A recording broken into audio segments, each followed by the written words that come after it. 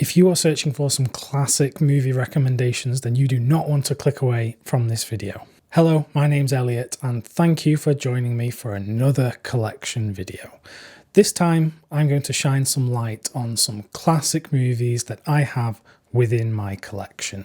These are films on Blu-ray, and they all happen to be a part of the HMV Premium Collection. There is currently a sale on these HMV Premium Collection titles, and you can get them for £15. However, don't worry if you're not in the UK, because these are available in most places around the world. In particular in the US, these are part of the Warner Archive label and some other studio labels, so they're readily available even if you're not in the UK. So let's just get into the films, and I have a stack of quite a few of them here. Some of them you might agree with me that they're classics, some others you might think are a bit more dubious, but in my opinion these are all classic movies to me. The first one is the film King Creole. This is starring Elvis Presley, and obviously there's a big buzz around Elvis at the moment because of the new Baz Luhrmann film, which I've yet to see, but I do want to see eventually. I thought I'd highlight this one because Elvis's films that he starred in, most of them are pretty terrible in my opinion. However, this is a real outlier in his filmography. This was directed by Michael Curtiz, who directed most notably Casablanca. He was a great director, very prolific. He made so many movies in his career. And this is such a gem in his filmography and in Elvis's acting career. You have Elvis starring as a young man, a musician, who wants to escape the normal everyday life. However, he is sort of involved in the criminal underworld in New Orleans, and there's some gangsters who want to kind of pull him in and stop him from escaping that life. There's also romance in there, and all of this mixed together just makes great drama. And at the hands of Michael Curtiz, it's so well directed, and the black and white photography looks absolutely amazing on this 4K restoration. Like I said at the top, this is the HMV Premium Collection disc, but it is available in the US, I think on that Paramount Presents line. And it's the same disc basically. So thoroughly recommend this one. If you've never seen an Elvis film, this is the one to watch. This is absolutely his best film. The next classic film that I'd love to recommend to you is I Confess. This is directed by Alfred Hitchcock, starring the brilliant Montgomery Clift and Anne Baxter. Now, it wouldn't surprise me if some people watching this haven't heard of this. It isn't one of Hitchcock's massive, monumental films like Psycho or Vertigo. This is what people would consider a lesser Hitchcock movie. But when you're talking about Alfred Hitchcock, a lesser Hitchcock movie is better than most of what other filmmakers were making in the period. And this is a great film. The story follows a priest in Quebec who is implicated in a murder when the actual murderer comes and confesses the crime to him. It's one of those stories of mistaken identity, which Hitchcock was so great at doing. And this is no different. What actually struck me as quite interesting for this is the use of real locations. Most of it was filmed actually on location, I think, and not a lot of sets were involved here. I'm honestly not too sure why this one isn't more revered in Hitchcock's filmography, because I do think it is a great film. There's an interesting dynamic going on in this film between Hitchcock as the controlling director and Montgomery Clift, who was very famous for his acting technique, taking on the realism, a bit of method acting is how you might describe it. And Hitchcock famously hated that style of acting. He wanted the actors to do exactly what he said, and Montgomery Clift was basically the antithesis of this. So I don't think they got on when they were making this film, but I actually think that kind of adds to the tension and the suspense that we see on screen. So all in all, a very interesting film. So if you're a fan of Hitchcock already and you've not seen this, I would definitely recommend checking this one out. Another film that I have to recommend is Casualties of War. So this is a war film directed by none other than Brian De Palma. Now, he wasn't a director known for making war movies, and this one sticks out in his filmography to me. He is a great director, and some people have issue with him because, he wore his film inspirations on his sleeve, so to speak. Particularly when you look at his admiration for Hitchcock. Some people even look at his films and just say they are Hitchcock rip-offs, which I disagree with. Obviously, there's the inspiration there, but they are great films in their own right. So when you come to a war film, it doesn't really feel like that Hitchcockian, suspenseful approach would translate, which is why this is such an oddity, in my opinion, but a great film. It's set in Vietnam and follows these American troops who, in just a fit of corruption, maybe even delusion, they kidnap this local woman and they torture her and they're very abusive to her. But one of the soldiers, played by Michael J. Fox, disagrees with what is going on. He didn't sign up to do this in the war. So there's this real tension between Sean Penn's character, who is the real kind of dictator in the group, and Michael J. Fox, who just wants to be, a good person and just do what they were sent there to do. Something that was unusual for De Palma is that this story is actually based on a real event.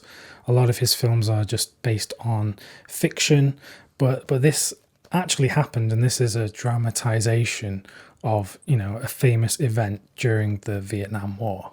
Again, with this film, I'm not sure why it isn't appreciated more, to be honest, because I think it is a great film.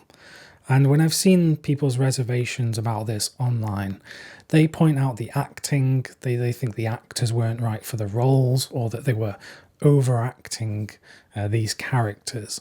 But the thing is, with a De Palma film, it is melodrama. Brian De Palma never strived for realism in his films. You always know that you're watching a film when you're watching one of his. So I don't get that. I don't get the criticism that every performance in a film needs to be realistic. And I think the performances here serve the purpose of the larger film. So if you like Brian De Palma, or if you like war films, this is one that I would recommend checking out. Next, I have Scarface. And this is not the Brian De Palma Scarface with Al Pacino. This is the original Howard Hawks, Paul Muni version of Scarface from the 1930s. During the 1930s, criminal gangster movies became very popular. And this is one of the absolute, seminal pictures in the criminal gangster genre. Howard Hawks is a very interesting director, one of the greatest American directors in my opinion, and he would transcend genres throughout his filmography. He made, gangster movies, he made westerns, he made screwball comedies. He was just an effortlessly mercurial director. This was also released at a time when America was recovering from the depression of the late 1920s and was still very much in the thick of financial turmoil at this time. And also it comes at a point in Hollywood's history which was pre-Hays Code. So there was a lot of things in this film that I think if it was much later in the decade, they would have been censored. So quite an interesting, often violent film. And I just think it's a great classic film if you're into those gangster movies, Howard Hawks movies. Definitely one to check out.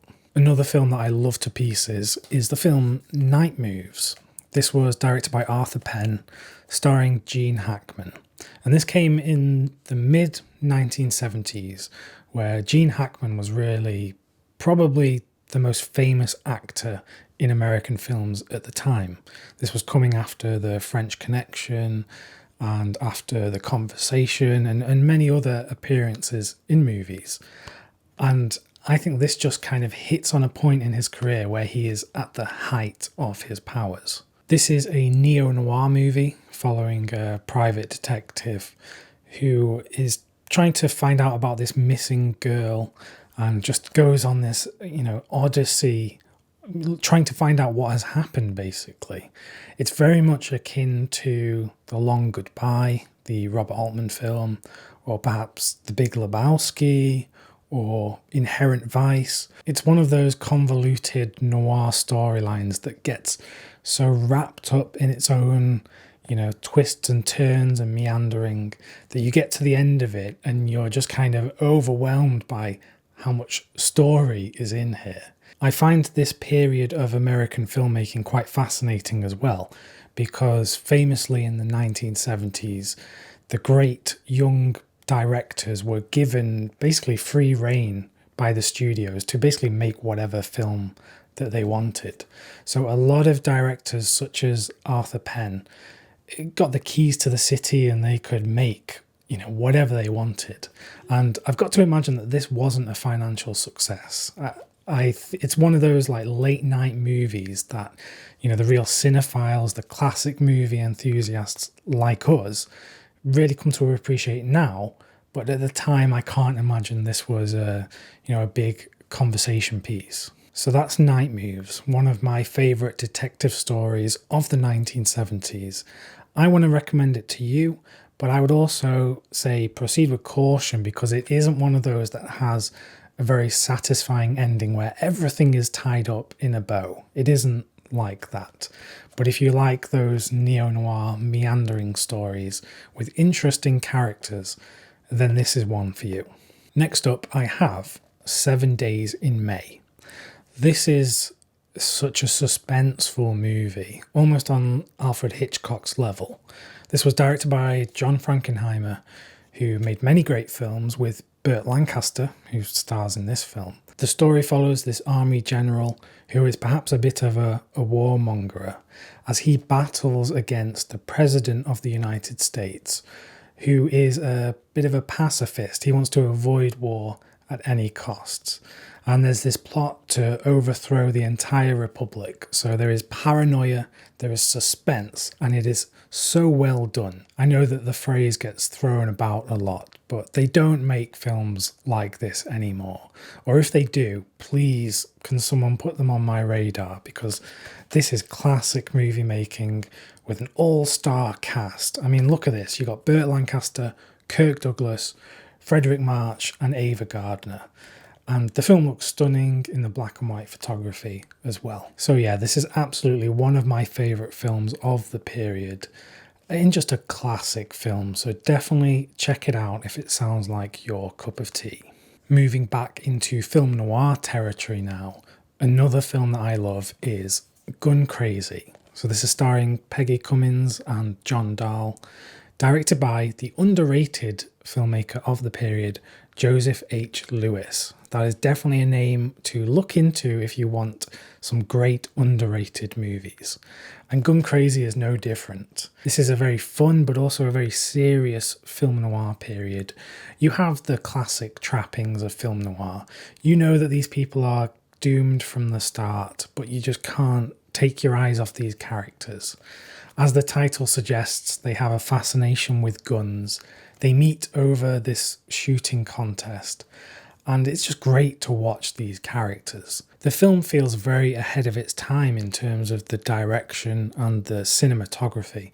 Some of the camera movements and the shot compositions are just mind-blowing for the period, and they just, stick out in my mind. And I've got to imagine this was very inspirational to a few different filmmakers. In particular, David Lynch, I think, must have been influenced by this one in some of his noirish neo-noir movies. So yeah, a very underrated film, I think, in my opinion, and one that I would recommend to anyone who's a fan of a thriller or a great noir movie. If you'd like more classic film recommendations from me, then click on the video that's presented on screen right now, because I'm sure that you'll find more films to add to your watch list and perhaps even love. Thanks very much for watching, and I'll see you soon.